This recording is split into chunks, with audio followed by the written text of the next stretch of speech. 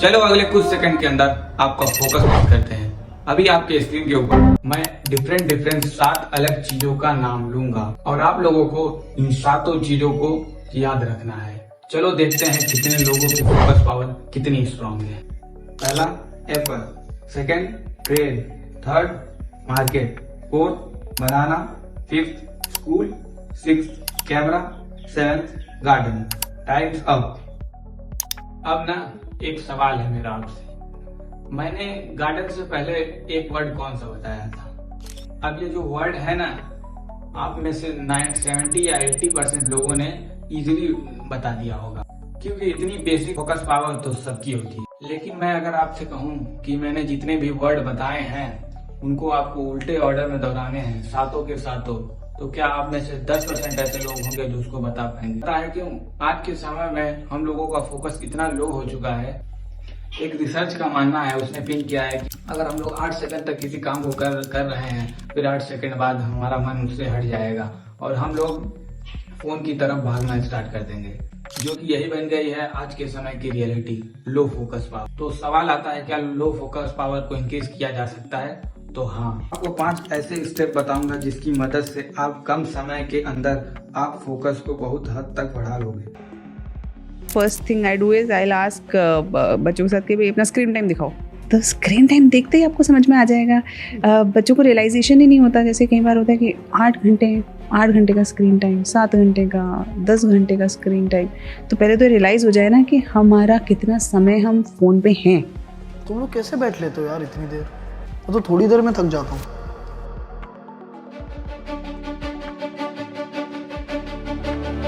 सो hi everyone, मेरा नाम है तौसीफ। फोकस ये एक ऐसा सीक्रेट है जिससे आप अपनी 99% प्रॉब्लम का सॉल्यूशन निकाल सकते हो। सुन के शौक लग रहा होगा ना कि फोकस का हमारे लाइफ से क्या रिलेशन?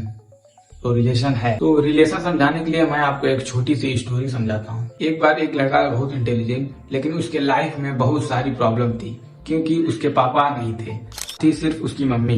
जब उसकी मम्मी काम करती तो वो लड़का था जो छोटी क्लास के अंदर, लेकिन फिर भी अपने मम्मी की मदद किया करता था। सुबह उठता था, मम्मी की मदद करता था, उसके बाद जाता था स्कूल से घर आता और फिर रात में जो थोड़ा बहुत टाइम मिलता था तो वो पढ़ लेता था। क्योंकि उसे समय नहीं मिल पाता, वो तो एक सब्जेक्ट में फेल हो जाता है, और जब वो फेल हो जाता है उसके आसपास के जितने भी लोग, दोस्त, सब दोस्त उसका मजाक उड़ाने लगते हैं कि अरे तू तो फेलियर है, डफर है तू। वो अपने टीचर के पास भागा जाता है और बोलता है, सर ना मैं हार चुका हूँ, कल से स्कूल आना बंद कर रहा हूँ। पता है उसके टीचर ने क्या जवाब दिया? ठीक है, कल से मत आना, लेकिन सिर्फ कल एक मेरा काम कर देना। तो बच्चा पूछता है, आखिर क्या काम है? तो टीचर बोलता है, तुझे एक गिलास के अंदर जो दूध होता है, दूध को पूरा फिल करके और उसको स्कूल तक लेके आना है, और उसका एक भी बूंद गिरना नहीं चाहिए। मतलब एक भी बूंद रास्ते पे गिरना नहीं चाहिए, यही है शर्त। और पूरे दूध को तुमको स्कूल तक लेकर आना है बिना गिरे। वो कहता है कि ठीक है, मैं ऐसा कर दूंगा। अगले दिन वो पूरी कंसंट्रेशन के साथ अपने हाथ में दूध लिए धीरे चलते वो स्कूल तक आया। पूरा फोकस उसका दूध पे ही था, और स्कूल में आकर सर को दूध देकर कहता है, सर ये लीजिए दूध, एक भी बूंद जमीन पे नहीं गिरी। फिर उसके सर पता है क्या पूछते हैं कि आज तू रास्ते में आ रहा था, तेरे दोस्त मिले थे, तुझसे कुछ बोला? तो बच्चा मुस्कुरा कर कहता है, हाँ मिले तो थे, लेकिन क्या बोल रहे थे मैंने सुना नहीं, क्योंकि मेरा सारा फोकस अपने दूध पे था कि वो गिरे ना। सर मुस्कुरा कर बोलते हैं कि अगर आपका फोकस सही डायरेक्शन में होता है तो आपके लाइफ की सारी प्रॉब्लम सॉल्व हो सकती हैं, यानी गायब हो जाती हैं। और यही चीज मैं आपको बताना चाहता हूँ। फोकस की पावर को समझ लिया और फोकस लगाना सीख लिया तो आपके लाइफ की सारी प्रॉब्लम सॉल्व हो सकती हैं। सिर्फ और सिर्फ फोकस होगा आपके गोल की तरफ, आपके लक्ष्य की तरफ। बट रियलिटी ये है कि फोकस को इंक्रीज कैसे करें। मैं 5 ऐसी आपको चीजें बताऊंगा जिससे आपके फोकस इंक्रीज होगा। लेकिन 5 स्टेप समझने से पहले साइंटिफिक ये समझते हैं कि हम लोग आखिर हम फोकस क्यों नहीं कर पाते, चीजों से हम डिस्ट्रैक्ट क्यों हो जाते हैं। तो देखो, इससे पहले आपको एक साइंस का कॉन्सेप्ट समझना पड़ेगा, डोपामीन रिवॉर्ड सिस्टम। हमारे दिमाग के अंदर एक केमिकल होता है जिसका नाम होता है डोपामीन, और वो केमिकल तब रिलीज होता है जब हमें कोई रिवॉर्ड मिलता है।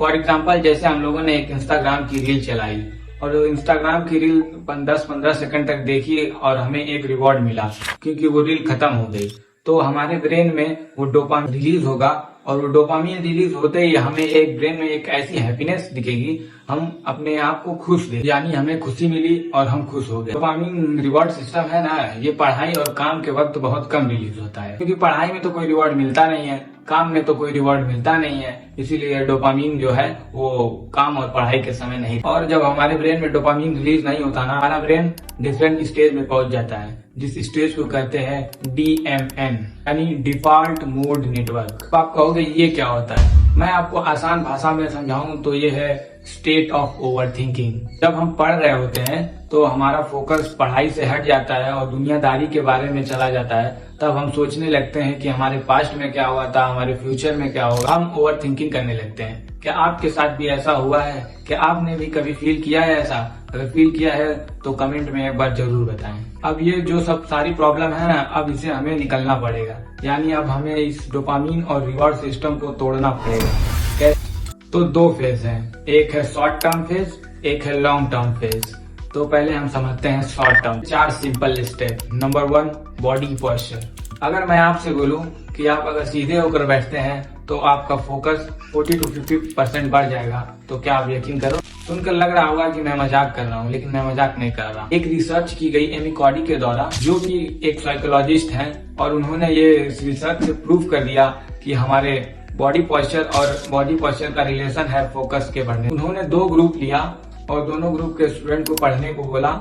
एक को कहा कि आप एकदम सीधे होकर बैठो, ढंग से बैठो और अपनी गर्दन सीधी स्ट्रेट करके पढ़ो, एकदम पोस्चर में रहो। और दूसरे को बोला कि आप सो के पढ़ो, टेढ़े मेढ़े होके पढ़ो, लेकिन पोस्चर सीधा नहीं होना चाहिए।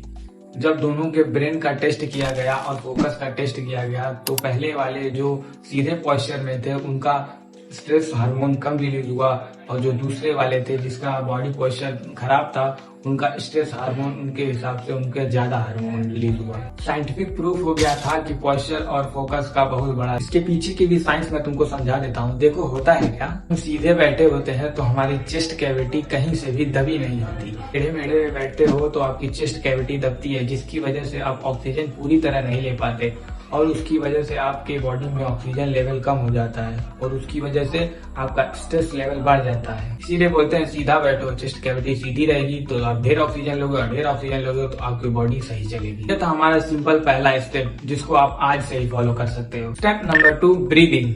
अगर मैं आपसे बोलूं कि ब्रीदिंग, आप अगर सांस धीरे धीरे लोगे तो उससे आपकी फोकस पावर इंक्रीज हो सकती है। अब आपको इस चीज पे भी बिलीव नहीं होगा, ये जो प्रिंसिपल है ना, आज से कई साल पहले गोकुल के टाइम से इसे फॉलो किया जा रहा है और उस समय इस पैटर्न को बोला जाता था कंट्रोल ब्रीदिंग पैटर्न। यानी अगर हम धीरे धीरे सांस लेंगे तो हमारे फोकस पावर बढ़ेगी। इस चीज को प्रूव करने के लिए सन 2018 में एक न्यूरोलॉजिस्ट ने एक्सपेरिमेंट किया। उन्होंने कुछ ग्रुप ऑफ लोगों को कहा कि आप स्लो ब्रीदिंग करिए और कुछ लोगों को कहा कि आप फास्ट ब्रीदिंग करिए। क्या रिजल्ट निकला?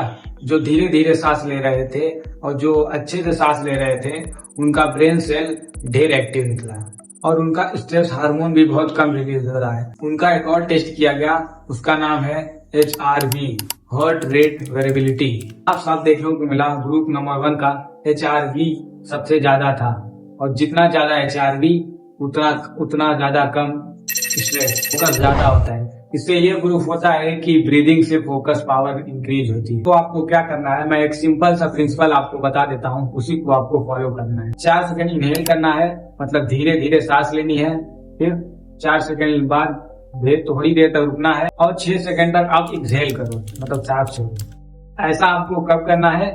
रात को सोने से पहले या सुबह को जब जाग जाते हैं तब। इससे क्या होता है कि आपकी बॉडी एक्टिव रहती है, ज्यादा ऑक्सीजन आता है और ज्यादा ऑक्सीजन आता है तो आपका स्ट्रेस लेवल कम रहता है, तो उसकी वजह से आप हेल्दी महसूस करते हो। ये था हमारा स्टेप नंबर 2। फिर आते हैं हम लोग step number 3, 60 second I lock. ये भी पुराने जमाने का, ये गोकुल के समय से चला आता आ रहा है। गोकुल के समय इसे बोला जाता था त्राटक। आजकल के समय में योगा साइंस के अंदर त्राटक का यूज किया जाता है। ये क्या किया जाता है कि जलती हुई कैंडल को 60 सेकंड तक कंसंट्रेशन उसी पे लगाया रह जाता है। तो 60 सेकंड कंसंट्रेशन करने से होता है क्या, इस चीज को मैं आपके लाइफ से रिलेट करके बताता हूँ। कि हमें बचपन में अपने मम्मी के पास पढ़ा करते थे, तो मम्मी पापा क्या कहते थे कि बच्चा ध्यान लगा के पढ़ो, जहाँ पढ़ रहे हो वहां पे हाथ की उंगलियां रख के पढ़ो, क्योंकि हाथ की उंगलियां जहाँ पे रहेंगी वहीं पे आपका फोकस रहेगा। जहाँ आपकी उंगलियां चलेंगी वहीं पे आपका फोकस चलेगा। कुछ चीज को फिंगर रीडिंग कहते थे। ऐसा क्यों कराते थे वो? क्योंकि हमारी आंखें जो देखती है, हमारा दिमाग वहीं फोकस करता है जहाँ पे हमारी आंखें देखती हैं। तो हमारा साइंस बोल रहा है 60 सेकेंड आई लॉक। तो अब से आपको क्या करना है? अब से आपको ये करना है कि आपको देखना है कि आपका इन्वायरमेंट साफ है, कहीं गंदा तो नहीं, जहाँ आप पढ़ाई करते हो वहाँ पे गंदगी तो नहीं, आप जहाँ पढ़ रहे हो वो जगह क्लियर नहीं है, बहुत सारी डिस्ट्रैक्शन वहाँ पे पड़ी हुई है, फोन, लैपटॉप, सारी चीजें आपके आस पास रखी हुई हैं और आपकी आंखें उसी पर फोकस कर रही हैं। और वो अगर वो आपकी आंखें वहाँ पे फोकस कर रही हैं तो आपके दिमाग में ये बातें जा रही हैं कि मेरे आस पास वो है, और वो इस चीजों पे डिस्ट्रैक्शन करती है कि मोबाइल यूज करने पर फोकस करती है कि मैं थोड़ा देर मोबाइल चला लेता हूँ।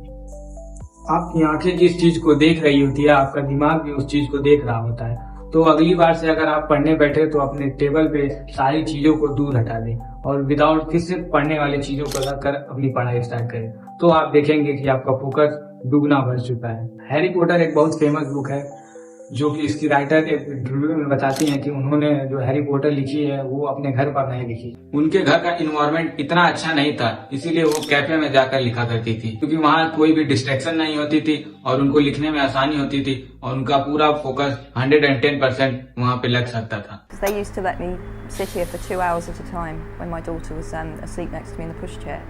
The only way I could get her to have her nap was to keep her moving. So I used to walk around town, normally this part of town because I wanted to come here, until she fell asleep. Then I'd run in here and sit here with one cold coffee for 2 hours at a time and just write like fury. So a lot of the book, in fact the whole of chapter 10 was written in here, of the first book. ये था step number 3। अब आता है step number 4, 10 minute rule. देखो, जब आप कोई काम कर रहे हो और आपका मन कहे कि अब नहीं, अब बस, अब बहुत हो गया, तो अपने मन को ये कहना सीखो कि 5 मिनट और, 10 मिनट और, ऐसे ऐसे कहते कहते आप 1 घंटे उस काम को कर लोगे और आपको पता ही नहीं चलेगा। लेकिन अगर आप अपने मन को ये कहने लगोगे कि 1 घंटा और, 2 घंटा और, तो कभी आपको काम कर ही नहीं पाओगे। इस चीज को भी साइंटिफिकली प्रूव किया गया है। कई रिसर्च, कई केस ऑफ स्टडी ये बताती है कि अगर हम अपने दिमाग को कहते हैं कि थोड़ी देर और, थोड़ी देर और, तो काम आधे घंटे में बदल जाता है, पता ही नहीं चलता। इसीलिए हमें अपने दिमाग को पागल बनाना पड़ेगा और बोलना पड़ेगा 5 मिनट और आप 5-10 मिनट इजीली पढ़ लोगे। ये कुछ 4 स्टेप थे जिसकी मदद से आप शॉर्ट टर्म में अपनी फोकस को ज्यादा से ज्यादा इंक्रीज कर सकते हो। एक फाइनल स्टेप मैं बताना चाहता हूँ जो कि लॉन्ग टर्म में बहुत ही इंपॉर्टेंट है, वो है फेज नंबर 2, 90-20 रूल। 90-20 रूल आपके स्लीपिंग से रिलेटेड है। 90-20 रूल साइंटिफिकली आपके स्लीपिंग साइकिल से ओरिजिनेटेड है। जब हम सोते हैं ना, तो हमारी स्लीपिंग साइकिल 90 मिनट की होती है। पहले हम होते हैं लो स्लीपिंग, फिर उसके बाद जाते हैं डीप स्लीपिंग, फिर उसके बाद जाते हैं REM स्लीपिंग। और जो टाइम होता है इन पूरे साइकिल को कंप्लीट होने में, वो पूरा टाइम होता है 90 मिनट। रिसर्च ये बताती है कि हमारा स्लीपिंग टाइम भी 90 मिनट होता है और हमारा फोकस करना भी 90 मिनट। मैं आप लोगों को एक ग्राफ दिखाता हूँ और उस ग्राफ को आप ध्यान से देखो और इमेजिन करो। पढ़ने जा रहे हो और पढ़ने बैठते हो तो शुरू में फोकस करना थोड़ा मुश्किल होता है, लेकिन 10 और 15 मिनट बाद जैसे जैसे ग्राफ ऊपर जा रहा है वैसे वैसे हमारा फोकस ऊपर जाता है। और एक टाइम ऐसा आता है अराउंड 60 मिनट जहाँ आपकी फोकस पावर कम होने लगती है। जैसे वो 90 मिनट पे आती है आपकी पूरी फोकस पावर खत्म हो जाती है। यानी अगर आप 90 मिनट के बाद भी पढ़ रहे हो ना, शायद आप पढ़ नहीं रहे हो, आप सिर्फ पढ़ने का नाटक कर रहे हो। इसीलिए बोला गया है कि 90 मिनट स्टडी और 20 मिनट का ब्रेक। अगर आप 15-20 मिनट का ब्रेक लेते हो तो आपका ब्रेन फिर से रिचार्ज हो जाएगा और उसके बाद आप फिर से 90 मिनट पढ़ पाओगे। तो इसको बोलते हैं 90-20 रूल। कुछ ऐसी रिसर्च थी, कुछ ऐसी स्टडी थी जिसकी मदद से हम अपने फोकस पावर को इंक्रीज कर सकते हैं। आपकी कौन सी फेवरेट टेक्निक है जिसको आपने ट्राई किया या फिर आप ट्राई करने वाले हो, कमेंट में जरूर बताना। तो शुक्रिया एवरीवन, मेरा नाम है तौसीर और मैं मिलता हूँ आपको किसी और वीडियो में।